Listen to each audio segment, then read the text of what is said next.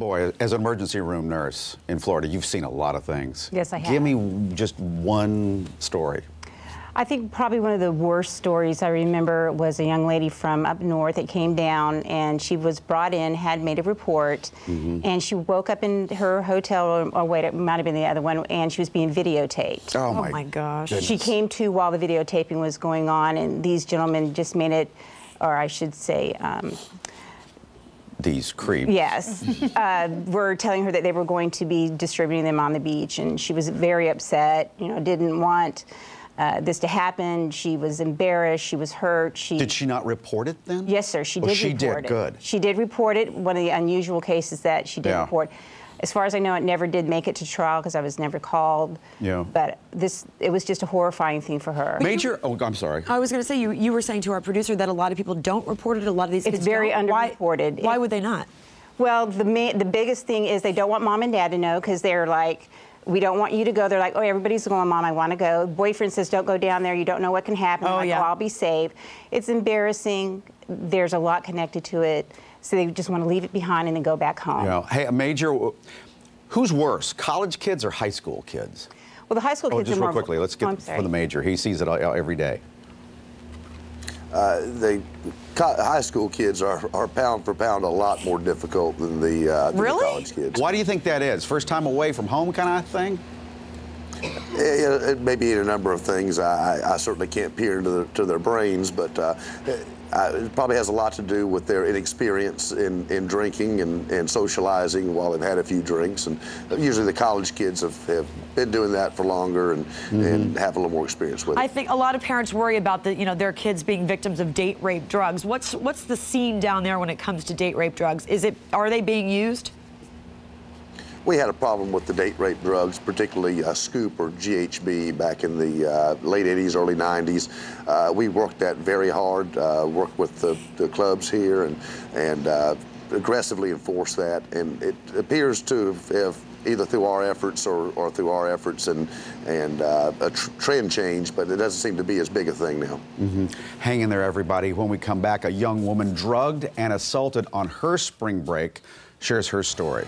She thought she did everything right. We are back talking about the dangers of spring break with Kelly Annington and Becca Teeter, founders of the Unite for Change Spring Break Safety Program. We also have Carol Teipel is here. She's an ER nurse who specializes in sexual assault treatment down in Panama City Beach, Florida. Also from Panama City Beach, Deputy Police Chief Major David Humphreys is joining us. Another beautiful day in paradise, or is it? And joining us now, Laura Condon, who was sexually assaulted while on spring break on a cruise.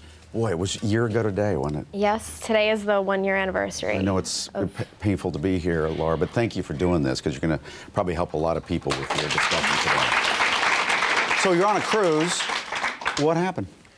Well, I was on a cruise with my father and 7 of my friends from school, including my older brother, and we were just having a good time. We thought we were making safe choices. Your dad's along. That's a safe choice. Exactly. So I was just spending time by the pool, and things went wrong.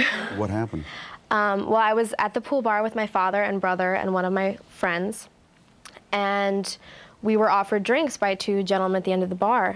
And so you're with your dad. Yes. And your brother. Exactly. But that's kind of a classic thing on spring break, isn't it? Hey, we think you're cute. We'll have some drink. What'd they send over?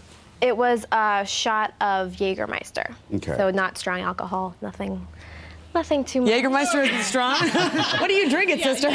Well, in small doses. I guess so. Well, okay, that's fine. Did they sit at the table with you and talk? It was at the bar, so bar? they were at the other end of the bar, so we hadn't really spoken with them. So what happened? So you drink your shot and time goes by? About 15 or 20 minutes went by, and all of a sudden I started to feel very weak and dizzy, and I hadn't had much to drink over the course of an entire day. I'd had maybe 3 drinks, which is nothing crazy by any means, and I just started to feel very weak, so I decided to go back to my room and just kind of rest. You went by yourself? Yes. But I mean, I was on a cruise, so I'm 19, 20 years old. I'm not gonna ask my father to walk me back to my room, so. When you wake up, what's happening? I was being assaulted by 2 men. The two men that sent the drinks over? I don't know. You don't know for sure? No, I don't know for sure. Looking back on it, do you think you were drugged? Yes. When you say you don't know for sure, you didn't see their faces? Or you just don't? My memory is very fuzzy as far as exactly what happened and their faces and things like that. Oh gosh, I can't even imagine what your dad, I mean, did you run and tell him and the people you were with? Well, I went to my girlfriends who were with me, and they took me down to the infirmary, and the people on the cruise wouldn't let me see a doctor until I spoke with ship security. And I was still in shock and not dealing with the whole situation very well, and I felt as if I was being badgered. So I actually ended up just going back to my room, and I got very ill. And the next day when I got home, I went to my own doctor. Carol, and you had been assaulted. This sounds to you like very familiar. Date rape drug? Yes, it's in her situation, it can be very typical on spring break in any spring break city. You wake up, you don't feel right, you don't have your clothes on properly, or you could be being assaulted. And the first thing you're thinking is, I've got to get out of here, get to my friends.